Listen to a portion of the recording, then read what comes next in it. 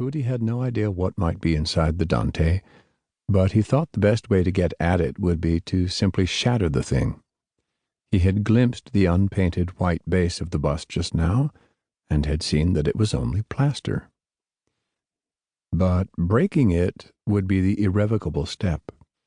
He had packed shirts, socks, underwear, a sweatsuit, a jacket, and a baseball cap in his knapsack, and he had nearly $300 in 20s in his pocket, along with his Swiss Army knife. But he wouldn't be committed to running away until he broke the bust of Dante. Broke it and took away whatever might be inside it. He hoped he'd find gold, Krugerrands, say, or those little flat blocks like dominoes.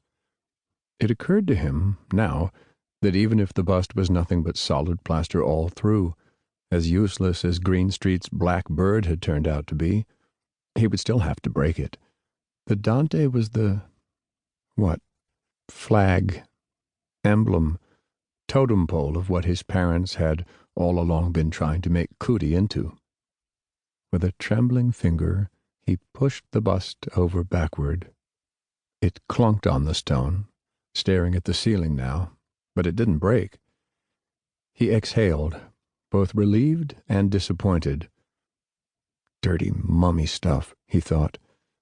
Meditation and the big tunnel with all the souls drifting toward the famous white light. His parents had lots of pictures of that. Pyramids and the Book of Thought and reincarnation and messages from these old soul guys called Mahatmas. The Mahatmas were dead, but they would supposedly still come around to tell you how to be a perfect dead guy like they were. But they were coy. Kootie had never seen one at all, even after hours of sitting and trying to make his mind a blank, and even his parents only claimed to have glimpsed the old boys, who always apparently snuck out through the kitchen door if you tried to get a good look at them. Mostly you could tell that they'd been around only by the things they'd rearrange. Books on the shelves, cups in the kitchen. If you had left a handful of change on the dresser, you'd find they'd sorted the coins and stacked them, sometimes with the dates in order. At about the age when his friends were figuring out that Santa Claus was a fake, Kootie had stopped believing in the Mahatmas and all the rest of it. Later he'd had a shock when he learned in school that there really had been a guy named Mahatma Gandhi, but a friend of his who saw the movie Gandhi told him that Gandhi was just a regular person, a politician in India who was skinny and bald and wore diapers all the time. Kootie wasn't allowed to see movies, or watch TV, or even eat meat, though he often sneaked off to McDonald's for a Big Mac and then had to chew gum afterward to get rid of the smell. Kootie wanted to be an astronomer when he grew up, but his parents weren't going to let him go to college. He wasn't sure if he'd even be allowed to go to all 4 years of high school.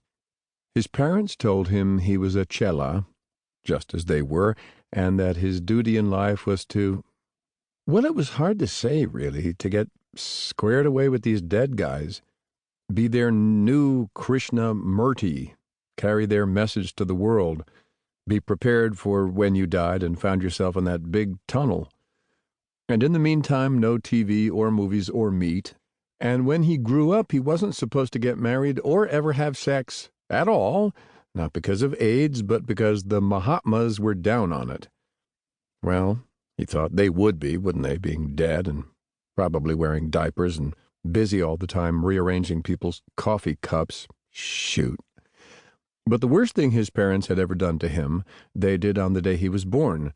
They named him after one of these Mahatmas, a dead guy who had to go and have the name Kootie.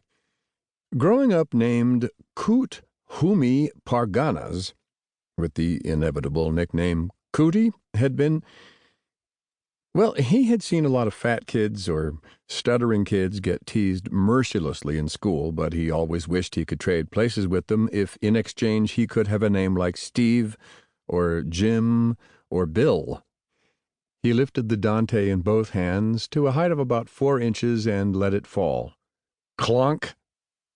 But it still didn't break. He believed his parents worshipped the thing. Sometimes, after he had gone off to bed and was supposedly asleep, he had sneaked back and peeked into the living room and seen them bowing.